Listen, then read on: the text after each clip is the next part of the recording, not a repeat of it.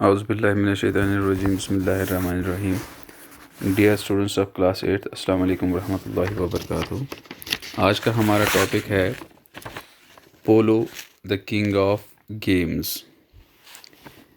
ये हमारी text book में लेसन नंबर 5 है। तो सबसे पहले हम इस गेम के बारे में थोड़ा सा इंट्रोडक्शन पढ़ते हैं। There are so many games played by common people।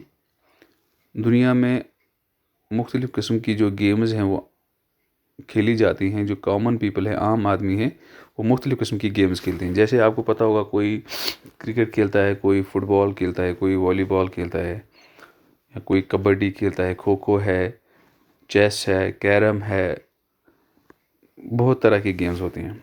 But certain games are played by only a few and in certain areas only. मगर कुछ गेम्स ऐसी होती हैं जो सिर्फ कुछ खास आदमी ही, कुछ खास लोग ही खेलते हैं, और वो भी दुनिया के कुछ खास हिस्सों में खेली जाती हैं। In addition these games are played with little variations in rules from one area to the other. और इसके साथ साथ ये जो गेम्स होती हैं, ये मुख्तलिफ़ हिस्सों में जो उनके रूल्स होते हैं वो डिफरेंट होते हैं, वो वेरी करते हैं एक जगह से दूसरी जगह तक। जैसे अगर एक एरिया में ये जो कोई गेम होगी, जिनकी जो पर्टिकुलर गेम्स हैं उनमें कोई एक रूल होगा, तो दूसरे एरिया में वही गेम खेली जाएगी, मगर उसमें जो रूल्स होंगे वो थोड़े से डिफरेंट होंगे।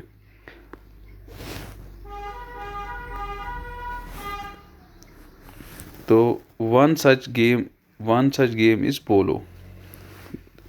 जो ये पर्टिकुलर गेम्स के बारे में हम बात कर रहे थे, उन्हीं में से एक गेम है जिसको हम कहते हैं polo. Played on horseback as the player strikes the ball with the mallet in his hand. This fast and furious game is famously called the king of games. ये जो पोलो है, ये प्लेड ऑन हॉर्स बैक, ये घोड़े की पीठ पे खेली जाती है। और ये जो प्लेयर होता है, ये इस गेंद को, इसमें एक गेंद होती है, और इसमें जो गेंद से खेलने का जो डिवाइस होता है वो एक जैसे हथौड़ा होता है, उसी के तरीके का होता है, इसको हम मैलेट कहते हैं। उसके हाथ में ये लंबी स्टिक वाला, एक लंबी छड़ी वाला या डंडे वाला ये हथौड़ा होता है, लकड़ी का बना हुआ।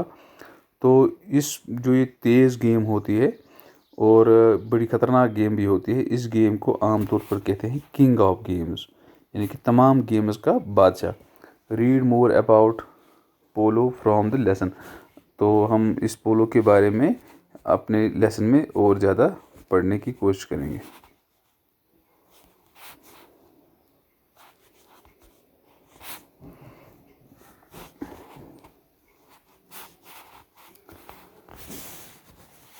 The king of games let other people play at the things.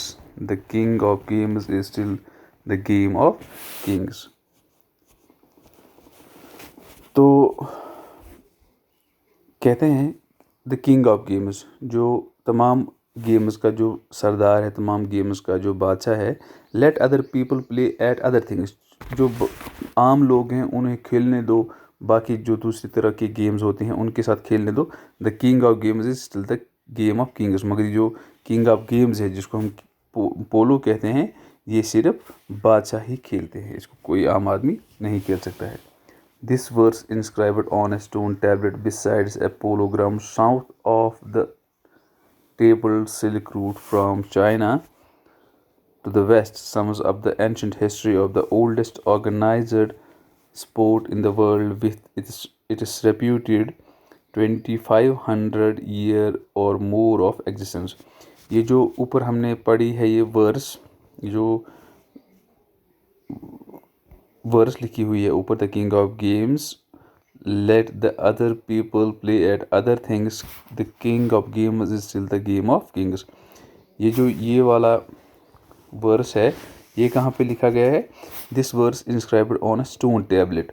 ये एक पत्थर पे लिखा हुआ है ये, कहाँ पे? Besides a polo ground south of the fabled silk route. ये जो बहुत ही मशहूर ज़माना सिल्क रूट है जो यहाँ पे सेंट्रल एशिया से लेकर चाइना तक आता था, वहीं पे एक जगह पे एक ग्राउंड है, उसी ग्राउंड के दीवार में ये एक पत्थर चुना हुआ है, उसी पे ये वर्स लिखी गई है। इससे क्या हमें पता चलता है? Sums up the ancient history of the oldest organized sport in the world with its reputed 2500 years और more of existence.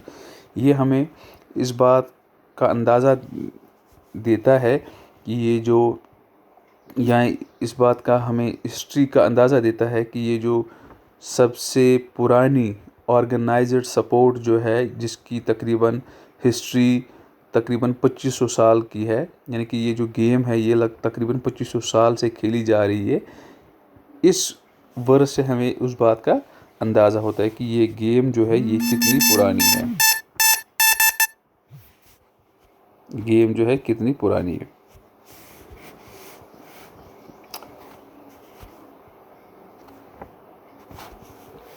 Certainly, polo reflects all the qualities that made the Mongol hordes the greatest nation of horsemen in the ancient world. Great equestrian skills coupled with a clear eye and stout heart are the prerequisites of a polo player. Polo was born in Central Asia, spent its childhood in Iran and attained maturity in northern areas. ये जो पोलो है, certainly polo reflects all the qualities that made the Mongol hordes the greatest nation of the horsemen in the ancient world. ये जो पोलो है, पोलो खेलने के लिए जो क्वालिटीज़ की ज़रूरत होती है, इससे हमें ये समझ में आता है कि जो मंगोल जो लोग थे, जो बहुत ही ज़बरदस्त घुड़सवार हुआ करते थे पुराने ज़माने में सेंट्रल या एंशंट वर्ल्ड में, ये हमें ये समझ में आता है कि ये जो मंगोल लोग हैं ये किस वजह से इतने ज़बरदस्त घुड़सवार बने थे। तो पोलो की वजह से, जो पोलो है, पोलो हमें ये समझाता है कि जो पोलो खेलने वाले लोग होते हैं उनमें ये घुड़सवारी कितनी इम्पोर्टेंट है। जैसे great equestrian skills coupled with A clear I, ये जो घुड़सवारी में महारत होनी चाहिए, साथ साथ उसके साथ होनी चाहिए कि इंसान की नज़र बड़ी तेज़ होनी चाहिए, एंड स्टाउट हार्ट, और जो मजबूत दिल होना चाहिए, are the prerequisites of a polo player. ये पोलो खेलने के लिए सबसे इम्पोर्टेंट क्वालिटीज़ होनी चाहिए एक पोलो प्लेयर में। Polo was born in Central Asia, polo का जन्म जो है सेंट्रल एशिया में हुआ था। Spent its childhood in Iran, इसने अपनी जो शुरुआती ज़माना है यानी कि चाइल्डहुड है जहाँ पे ये पोलो की गेम परवान चढ़ी है वो ईरान था। And attend maturity in northern areas, और जो ये अपनी गेम परफेक्ट हुई ये कहाँ पे हुई? नॉर्दर्न एरियाज़ में।